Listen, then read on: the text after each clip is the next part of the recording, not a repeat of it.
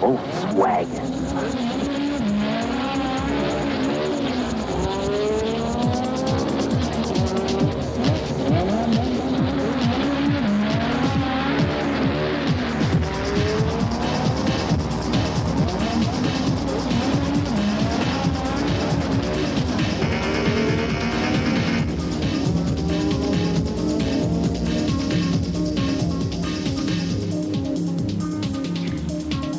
It's ironic that what is probably the world's most popular car was born from the dream of one of the world's most unpopular men, Adolf Hitler. Just like Henry Ford in America, Hitler wanted to create a car for the people. It had to have enough power to tackle the mountains and the new Autobahn. It had to be easily serviceable, of medium size, and it had to cost around 1,000 marks, which was half the price of the cheapest car already on the market. We are, of course, talking about the Volkswagen Beetle. Hitler commissioned an Austrian engineer, Ferdinand Porsche, to build his dream car, and in 1939 he saw the very first Beetle prototype. It was the same year he invaded Poland. He called the car the Kraft durch Freudwagen, or the Strength Through Joy car, but it soon became known as just Volkswagen, or the People's Car. Production of the VW was halted during the war, and it was the British who got a very damaged factory at Wolfsburg back on its feet again when the war was over. And by 1947, they were producing around 2,500 VWs a month. These days, the figure is closer to 4,500 a day. So what is it about VWs that has made people fall in love with them for so many years the world over? Come on, boy, let's take a ride in my Volkswagen.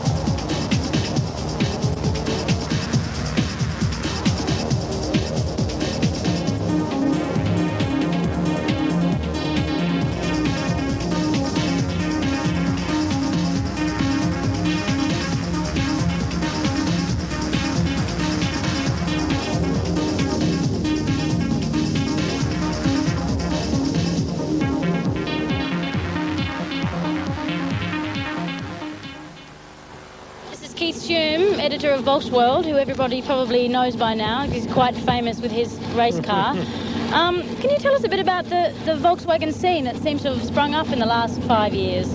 Yeah, really the whole idea originated from the States, where VWs have been big for about the last 20 or 25 years. And it's probably not since about 87 that things have really taken off in a big way over here.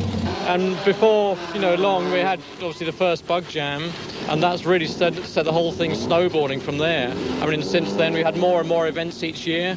Always tend to be convinced that each year was going to be the biggest, and then 88 was bigger than 87, 89 more than 88, and here we are in 91. It's just bigger scene than it's ever been before. Why do you think people have come to love Volkswagens enough to spend so much time and money turning them into these beautiful machines worth a fortune? I think part of it has got to be that the price of a basic Beetle, okay, it's risen out of all proportion, but originally the Beetle was a very affordable sort of car, and with a very small amount of work you could have a very nice looking machine. You could buy a clean Beetle a while ago for, say, anything between £500 and £1,000, which was, pretty good price.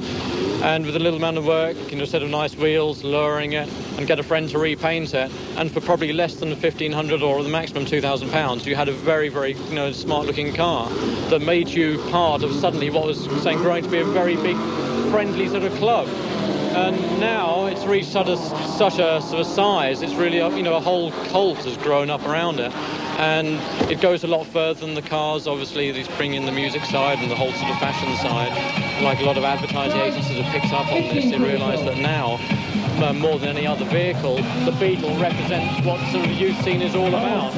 And then it just keeps growing like Topsy, it doesn't seem to know when to stop. Yeah, it's like a culture on itself. Yeah, that's right. What is the thing about people, they personalise their cars so much that no one else will buy it? Because I think that one of the big things is that today all cars are designed in wind tunnels, and unless you actually read the badge on the back of a car, it is very difficult to sort of recognise the shape. Okay, a few years ago, you know, everybody could recognise the Morris Minors and Cortinas and the like, but now you look at the Sierras and the Cavaliers, and basically they all look very much the same. With the Beetle, it's such an age-old design. I mean, it's approaching like 60 years old as an actual design from the drawing board, and everybody, anywhere in the world, in the like deepest jungle or on the remotest islands, show them a picture of a Beetle and say, oh yeah, that's a Volkswagen. Yeah. It's instantly recognisable. Now, obviously, there are a lot of Beetles around. People want to personalise their cars. It's a natural thing. And you also get the situation where one man's meat is another man's poison. So maybe, you know, we have a lot of cars for sale here today. A lot of them are not selling. It's because each one has been a personal expression of, you know, the original builder's taste. And maybe that doesn't quite match up with, you know, the buyer's idea. So the scene in terms of sort of sales have like gone a bit quiet this year. But the good thing is that, you know, if you think about it, by changing the wheels, changing maybe the carpet and, you know, seats inside, and then saying you add some graphics, that kind of thing, you can totally change the whole look of a car for a few £100. Now, I'm talking here today to Jonathan Craig Volkswagen Beetle. Now, that's your real name. You've actually changed it. Yeah, that's right, yeah. What was your name before that? Bennett. Jonathan Craig Bennett. Yeah, it's simple. Why did you change your name? Why not? It was a nice day at a time. Now, this is your car here that we're leaning up against. Yeah. And you've actually chopped it in half, taken bits out of it, joined it up. Yeah. Can we have a look at the... Yeah. Portfolio. Take us through what you've done. Basically, it's a full-length camper like that at one time. Where the side-loading door used to be, that used to be 4 foot. It's nothing anymore because that's taken out of it. And then they've taken 10 inches at the back end, so it ends up looking like that until we get to something like what you've got now. Where did you get the idea from? Oh, the Yanks, as always, they've done it first. I thought I'd have a go. Yeah, you're the only person who's done it in this country. I think mine's the shortest. Yeah. Shortest van, that is. Yeah. You're the only wheelie van, though, too, aren't you? Yeah, so I've been told, yeah. Well, now, how do you actually throw it into a wheelie, then? Just drop the clutch, give it loads of revs, and away you go. And straight back onto the little wheels you've got on the back? Yeah, and up the road you go, on the back wheels. Right, and now you've sort of almost become a bit of a household name in the VW scene, haven't you? Yeah. It's, not only because your name is Volkswagen Beetle, but... Yeah, but just for, just modifying V-dubs, like, you know. Yeah. Changing my name, silliest van in the country, I reckon. Yeah. And your girlfriend's just about to change her name too. Yeah, that's her name. She's going to be Carmen Gear. So. You're like a very handsome couple. It's going to be good fun, yeah. Now, you take us through sort of the colour scheme on your car. Was all your idea? Yeah, well, it's just last minute choice, really. Yeah. We did the green. It's grey in the middle.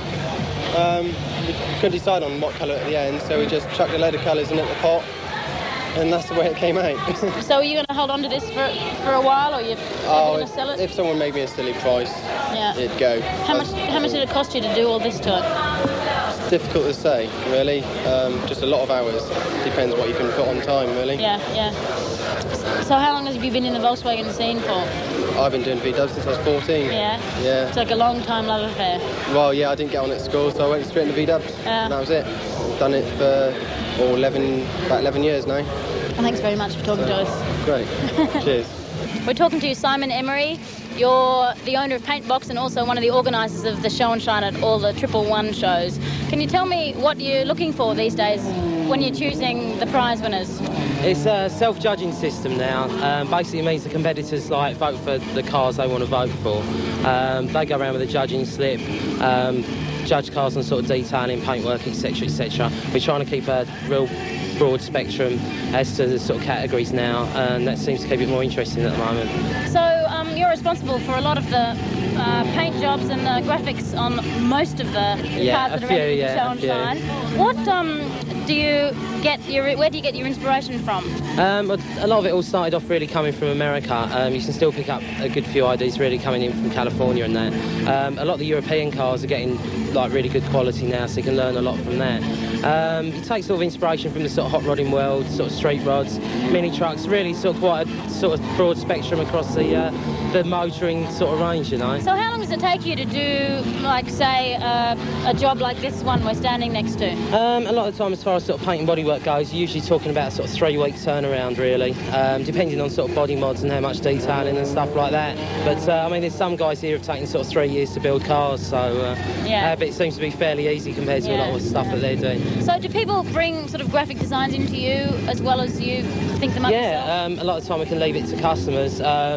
Some of them, like I say, that one we did the designs on, but other people we go for their designs. If that's what they want, we'll do it, no problem, you know. So how much would it cost for a Rolls-Royce job? Oh God! Like a Rolls-Royce best paint at show and shine? I wouldn't even like to try and price. I mean, it all depends really on the car, etc., etc. But we can try and keep everything fairly cheap. So roughly, for somebody who was sort of thinking of... I suppose you're talking for a sort of nice paint and bodywork with parts as well, probably up to £2,000. That's the sort of starting level, and really can go up from there. So it's like £2,000 and 3 weeks. 3 weeks turnaround, yeah, it's not too bad really. So what do you think about the standard of cars like these days, this year? It's really changed this year. We've had like a lot of new cars. Like I say, we've had a few foreign cars over as well. And there's a lot of new ideas and bits and pieces being tried out. So there's a lot of people going to learn a lot from this year's events, definitely. What happens when, obviously, like a lot of the same cars, the best cars, go around to all the shows? What happens when, you know, the best of show from one show goes to another show? Does he sort of win every single time, or do other people have a chance? Well, really, you can take this weekend, for example, with the Swedish guy coming over. We all thought Andy Parrott was going to get it. When the Swedish guy turned up, that was it. He got best of show. So you never know what's going to turn up. Yeah. There's so many new cars being built and that. You never know what's going to happen. Is there much enthusiasm now for people wanting to show their cars? Yeah, it still seems to be on the increase. It's good. Like I say, there's a lot of cars still being built. Yeah. You usually get a stage where a few cars will drop out the sort of show circuit and then they might come back in a couple of years all changed and that. Yeah. Seems like most people are never happy with what they got, so they'll either sell it and build another one or start all over again on the same car. Yeah. What about the show and shine cars? Like, are most of them driven daily, or are they just some of them are cars? Some of them are. It seems to be majority are daily driven, with just a few sort of trailered cars. But even a lot of them really now aren't being trailered. People just don't mind cleaning their cars, thank God. Yeah. Well, that's sort of the good feeling about Volkswagens. Yeah, that's right. Yeah, everyone wants to drive into the show and shine and win. There's no point in building a car if you're going to trailer it everywhere. That's for definite. Thank you very much. No problem.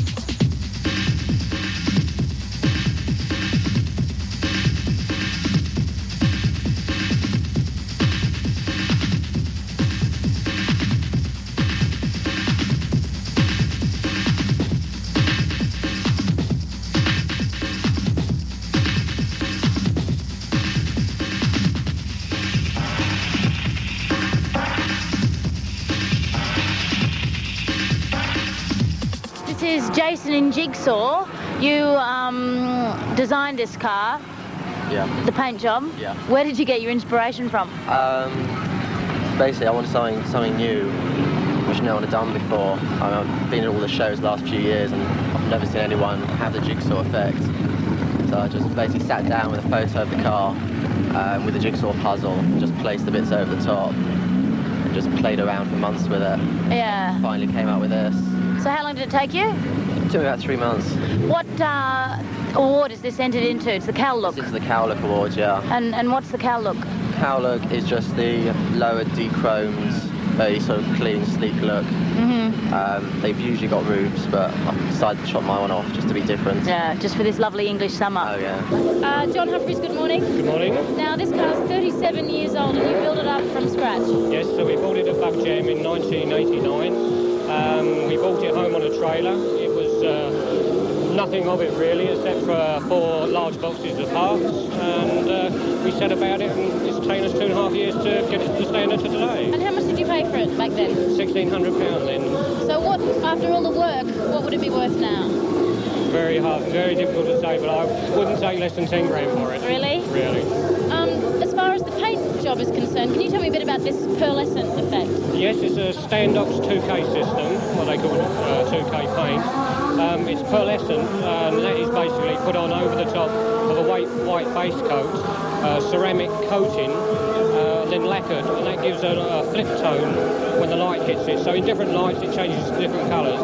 And at night it looks red, you said? Yeah, it looks a lot pinker at night, a reddy pink. You know. tell me what is original on this car. But everything you see is original, apart from the two front seats and the engine, which has been updated. What have you got there then? Well, originally it was 1200, some 90 something. It's now 1600 with all the goodies put on it. What else can I tell you? Really, the two front seats aren't original. They were out of a Vauxhall. The rest is genuine, but the seats have all been leathered rather than just vinyl. Now this car's been doing very well in show and shine, they tell me, this Well, year. we've taken 3 first prizes at one meeting, and we managed to get one at another where they picked the 10 best cars in the whole of the show. So what are you entered into in this one? What, today? Yeah. Just a show and shine, so, leave it up to everybody else what they want to give it. What class, yeah. Yeah. Well, thank you very much. Thank you. Bye. This is Nick Good. How are you? Very well, thanks. Now, you bought this off a scrap heap. Yeah, There was 1,000 cars lying on top of it. You hauled it out That's for 195 quid. that's right. And it's taken you 2 years? Yeah, every last nut and bolt, rebuild, replaced the bottom half. Hadn't originally got an engine in it. When I bought it, I stuck a 1600 twin carb engine in it. And what was actually on the car that that was replaceable? Replaced the bottom half of the car Yeah. virtually. The stereo fitted that, had all the interior retrimmed, had the bodywork sandblasted. But everything else that you just restored up. That's right. The tax disc in the window was 1972, so it's been standing around for that long. Yeah. The mileage is probably genuine. It's got about 50,000 on the clock. Yeah, yeah.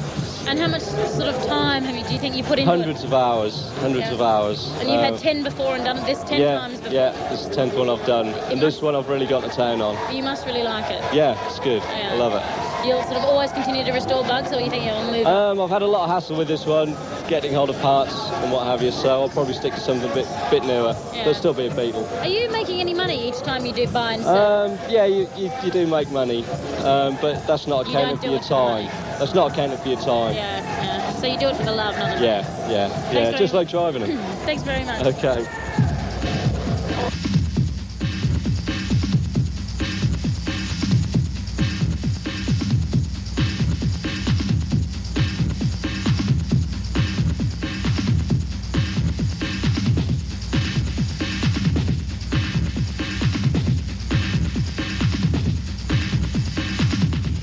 Come on, boy, let's take a ride in my Volkswagen. This is Sue Wade. How are you? I'm fine, thank you. And this is your very own Volkswagen. That's correct. And you bought it as a wreck. That's correct. And what happened? Well, I fell in love with it. I'd always wanted a Beetle, but it was trying to find the right shape and one that we could sort of work on. It looked okay from the outside. It was a cow looker originally, but everything had been done bodged-like. So we sort of decided the colour, sent it away. No, first off we did the engine. I decided that I wanted quite a powerful engine, but that was economical because I was going to drive it every day to work. And so I sent it off to have the engine built. Stateside built the engine, and they were very helpful. And then in the meantime I set about finding the colour. I found the colour. And it's a mixture, isn't it? Yeah, it's specially mixed for me. And the guy who painted it called it mint cocktail because there's no way to describe the paint. Some people call it blue, some people call it green. It looks like a grasshopper drink, doesn't it? Yeah, it's Cream de menthe and cream. Yeah. And sometimes in bright sunlight it nearly goes white, so it changes colour all the time. I picked the colour because it reminds me of 1950s sort of cars. And I've seen the colour and I've gone up to lots of people with 50s cars and sort of said, what is the colour? And they said, it's a secret. So I decided to have my own paint mixed, and it was mixed from the toothbrush. Really? Yeah. I had a toothbrush and I gave it to the guy who sprayed it, and every day I'd go down and check that the colour was right. With the toothbrush up against it? That's right. So if I needed to, because there's lots of cars similar colour to this, the only way I've got to check that it's the same is that if I hold the toothbrush up against it. Now, how much money would you say you've spent on this? Because you bought it for £400, yeah. didn't you? Probably about £8,000. I think. I don't know. I daren't think about it. I mean, we've got a box full of bills, and we started to write them down in a book, and then we gave up when the figures started getting a bit... Are you, like, worried? Are you, like, a very careful driver when you... Are you very worried? I'm a careful driver anyway, and particularly in this, you tend to have to drive defensively, because people think, they look at it and think, oh, it's a Beetle, and they don't conceive that it'll actually go fast, you know, or accelerate on. And I get a great thrill of sort of sitting at the lights and people looking at me, and then I just piss all over them, basically. What about the interior? Because you work for Laura Ashley, don't you? So you... Well, we decided that we wanted something that was fun and economical, because we'd spent so much money on the engine and the bodywork and everything else, that we decided that we'd go for the interior. So I just spent ages walking around shops, home furnishing places, trying to find a fabric that was suitable, and I found that. And luckily on the roll next to it was a roll of PVC, so we used that for the vinyl, for the door panels. Right. And why do you show this car? Why? Yeah. I think that because I've been going to shows for 7 years, and I've always enjoyed looking at them as well as participating, I think it's nice for people to have something that they can be inspired by. You know, you see something on a car and you think, I like that, but I don't like that. You know, and I think everyone should show their cars just to give other people inspiration, or just see how not to do it. Yeah. Does it make you happy when people sort of walk around it all the time admiring it? Yes.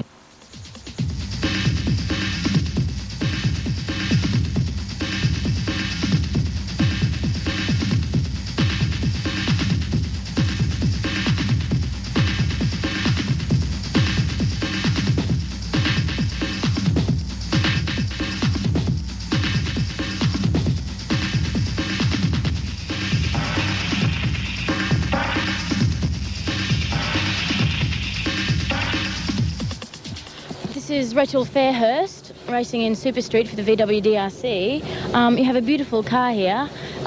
You tell me that you're wearing the German car company graphics. What we want to know is, what does it mean to you to have your car looking so good when it's racing?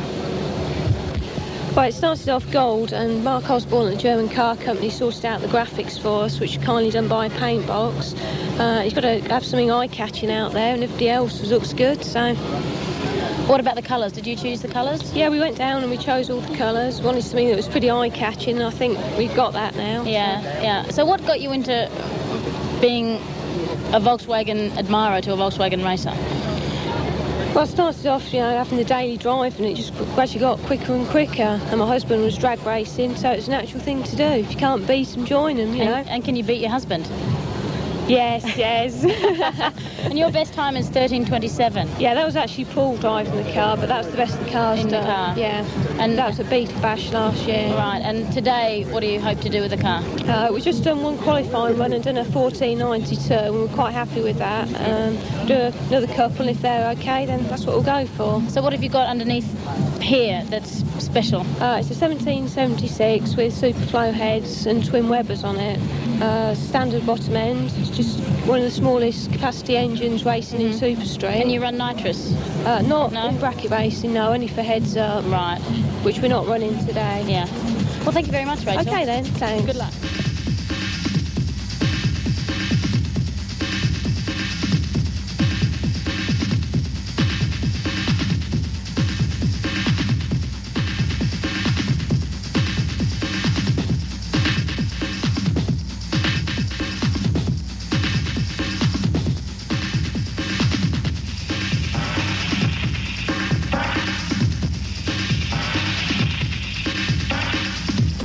Now you're running a Porsche hybrid engine in the car. Yeah, Type 4 engine. Used in the Porsche 914, so, and in the Volkswagen variant range, the Type 4 range. So some people say it's Porsche owners say it's a Volkswagen engine. Yeah. Volkswagen owners say it's a Porsche engine. Yeah. But it's more Volkswagen. Why do you race a Volkswagen? It's been a progressive thing. I've owned 10 Beetles on the street. I've dismantled and used 22 for parts over 10 years. And when I first started, I had a wreck of a Beetle. It was my first car. I've always wanted a hot VW. Things you saw in magazines, and then over the past few years, it's become, parts have become available in this country. So you'd never race anything else? No, it's the draw of the Beetles. Right, so it's Beetles Yeah. first, racing second. Yeah, I mean, I drive it every day as well. So. You drive this on the street every day? 30 miles a day. Full-time. So it's not just a weekend racer? No, it's by no means. Well, good luck today. Okay. Thank you. Thank you.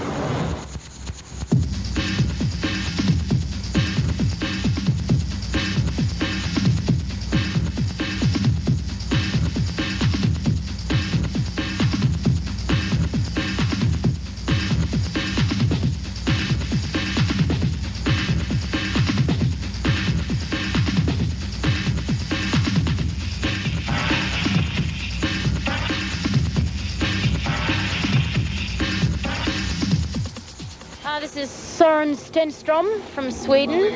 This is one of the fastest Type 1s. It is the fastest Type 1 in Europe. Yeah, it is now. Tell us a bit about it. I brought it from America this autumn, and it has been running 9.6 in America. So I took it over. It's cheaper for us in Sweden to take a whole race car over than building one in Sweden. Yeah. What is it raced in Sweden? It raced 988. Right, 988. Yeah. What is it like racing in England? This is your first time here? It's really fun. Yes, it's my first time. Yeah. Not be the last though. What's the Volkswagen scene like in Sweden? It's big. Is it? It's getting bigger every year. Yeah. Is it? Would you say it's as big as it is here? As it is today? Yeah. Yeah, probably. Yeah. What about what's under the hood here? As a hood, it's just over 2 liters, and it runs a single turbo with a Holley carburetor. And no nitrous. No nitrous. No. So, what got you into Volkswagen racing? Pardon me? Why choose a Volkswagen to race rather than some other kind of car? Because it's an old tradition in my family. My brother drove a rallycross car for 15 years. My father drove some rally back home in Sweden. All Volkswagens? Yeah, so it's natural for me. Uh-huh. And do you love Volkswagens? Yeah. Is your normal daddy driver a Volkswagen? Yeah. It is? Yeah. So I love to beat the V8s. Yeah. Thanks very much. Okay.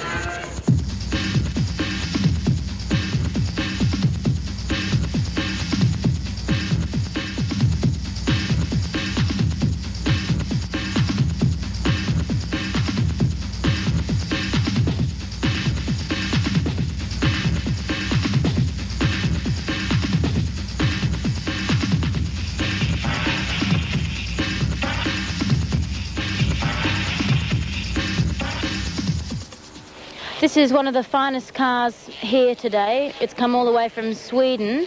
As you can see, it's a customised Type 1 VW. It's won almost every prize there is on the shelf today in the show and shine as well. Welcome, Rolf Hansen. We need an interpreter because your English isn't that good. My Swedish is very bad. You must be very happy. Yes. Yes? To come all this way? Can you tell us a bit about the customising of this car? What you've done to it? Kan du berätta lite grann om kustomiseringen du har gjort? Vad du har utfört? Ja, det är felvända dörrar och motorväxlar uppflyttade 4 tum. Yeah. He's got suicide doors and a flip front, and the engine and gearbox is moved up 4 inches, so it's like a race car. And you actually do race it, and it's done in the 12s, I'm told, over in Sweden. Du har kört 12 år? Ja, det It performs very well in Sweden. Och du körde bra i Sverige?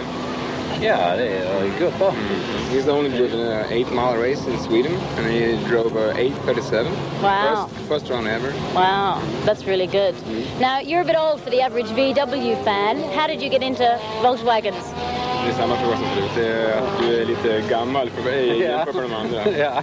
Ska vi svara samma? Ja, vi svarar samma. Ja, kör då. It's his daughter. He built a car for his daughter, just like this one. And he with the flip front and wider fenders and stuff like that. So are you enjoying being here in England with this car? Du tycker om att vara i England? Ja. What do you think of the quality of the show and shine that we've had here today? Vad tycker du om kvaliteten på bilarna som har varit här idag? Det var många fina bilar. There's a lot of fine cars. Well, thanks very much for coming over to England. We hope to see you again here soon. Yes, thank you.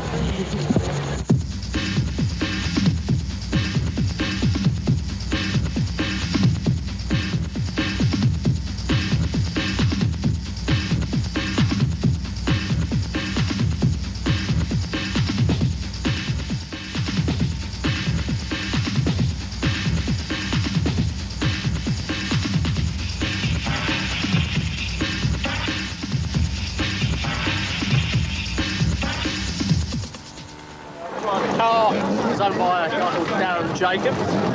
It's basically a 67 1500. The main features of the car is the de-seaming of the roof, the tabletop, movable door tops, moving to the back of the car, early single blade bumpers with the top edge of the bumper fitting the contours of the car, the lenses made to fit in.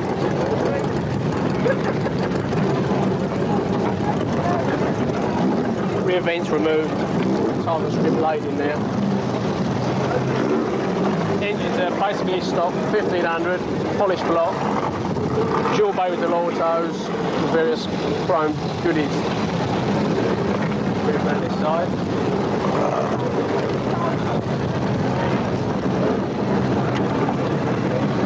The dashboard has been completely panelled over, centre console holding the speedo. Front bumper, basically the same as the rear. Same sort of treatment, leading edge, following the lines of the body again. That's what it is.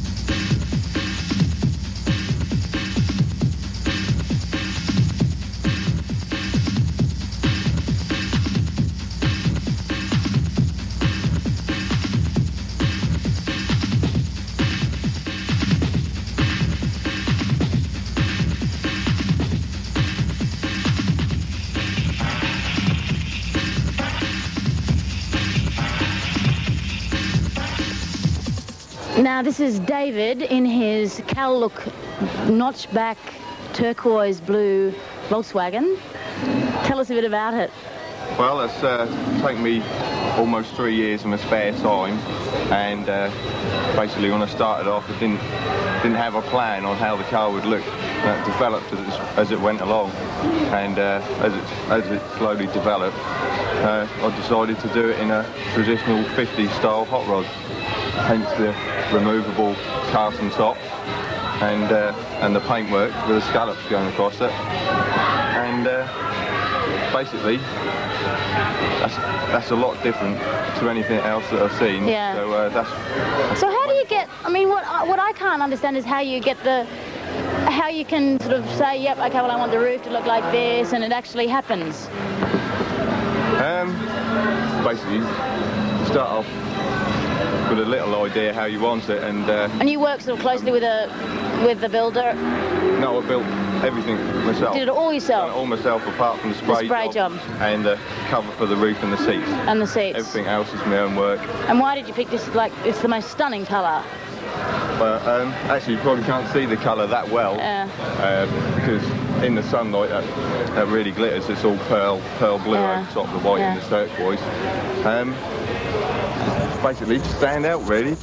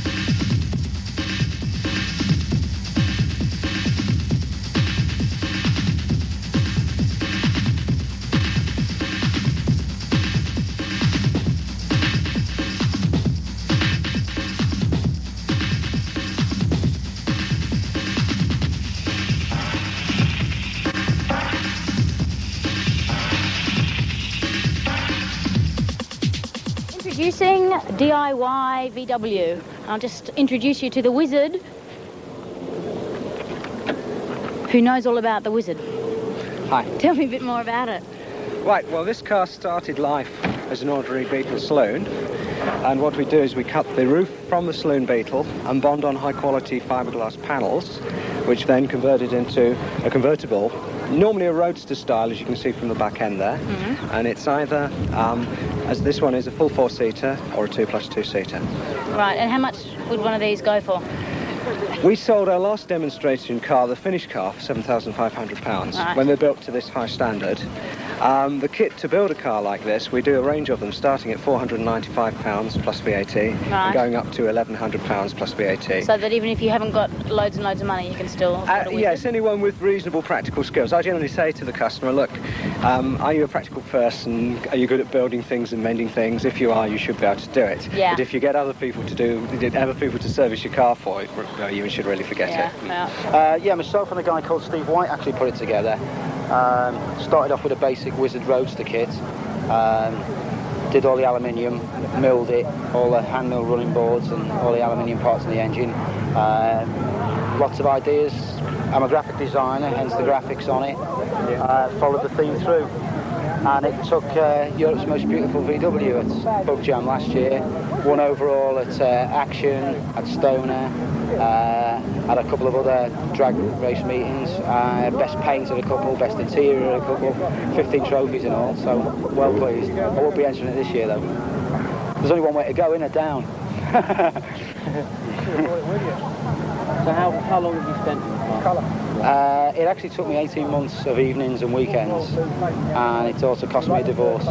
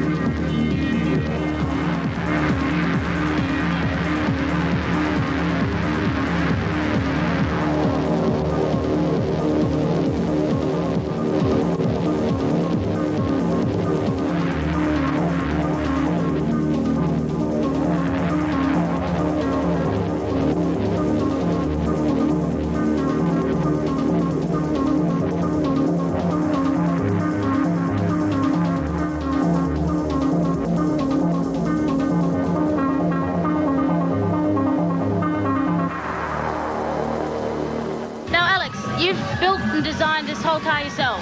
Yeah. And it's taken you how long? About 2.5 years. I bought it in May 1988. It was 675 notes, and it's taken me from then till now. Well, it was put on the road January the 4th. Yeah. That's when I finally got it on the road. And it's, but you're at college, aren't you? I'm at college now, yeah. So how do you get time to work on this and study at the same time? It was, well, the course I'm doing is a film and television course, so it's not really it is a study course, but when you're at college, that's when you do the main amount of the work. Yeah. And when you're not at college, that's when you just like relax. So I just like do this as a hobby. Yeah. But I've always wanted a Beetle, so I like. So what appealed to you about the Baja? Well, to start with, I just wanted a car which is a bit of a knockabout car, which wasn't too. I didn't really want a really valuable sort of car. But now you can't knock this about, I just get obsessed with it. I just started off. I put it on the road in about 1.5 years after I first bought it. Yeah. and it was not half as good as this. It had different wheels, it was smaller back wheels, and the arches were smaller, because I had to rebuild them bigger when I bought these wheels. But it was not like half as good as this. Didn't have a paint job or anything. And I just used to drive around and have a bit of fun, but then the engine blew up, so I bought a new engine. After about 2,000 miles it went. I bought a new engine, and like I built it to more or less what it is now. The engine's like, there's a lot of things that this car aren't finished, like bits of the interior. The engine, there's a few more little bits I've got to put on it, and I've got to paint all the suspension out. I did it once, but it needs doing again. So you actually designed the interior as well? Yeah, I've designed it, made it, just bought all the vinyl. The seats I had covered as a present. Yeah. My mother and my grandfather paid for these to be covered as a present, but I somehow wish I'd done them, because like I did everything else. So all the door panels. And where do you get your inspiration from? Especially the little alligator dinosaur things. Those are actually bubble bath containers. Head tops.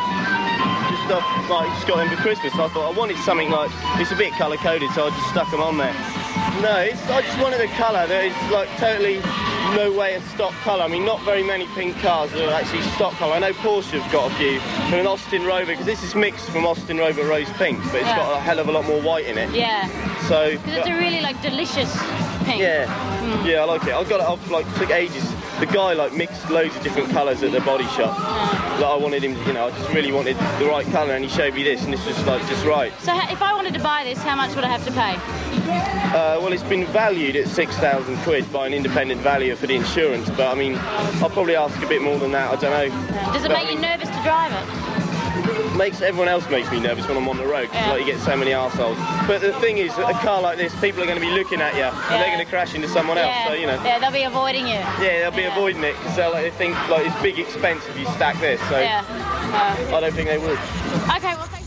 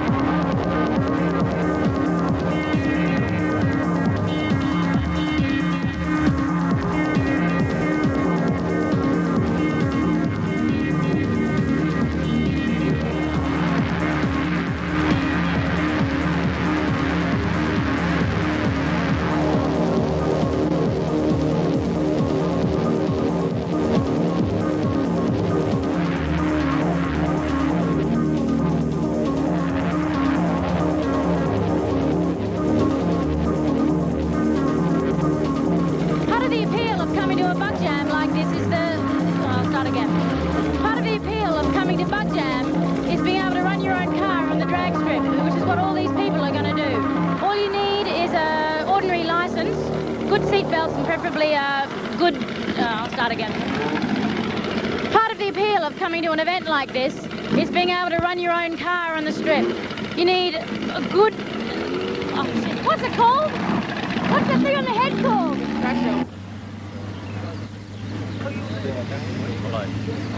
Lots of... Well, when I started building it, I was working, but I lost my job like halfway through, and I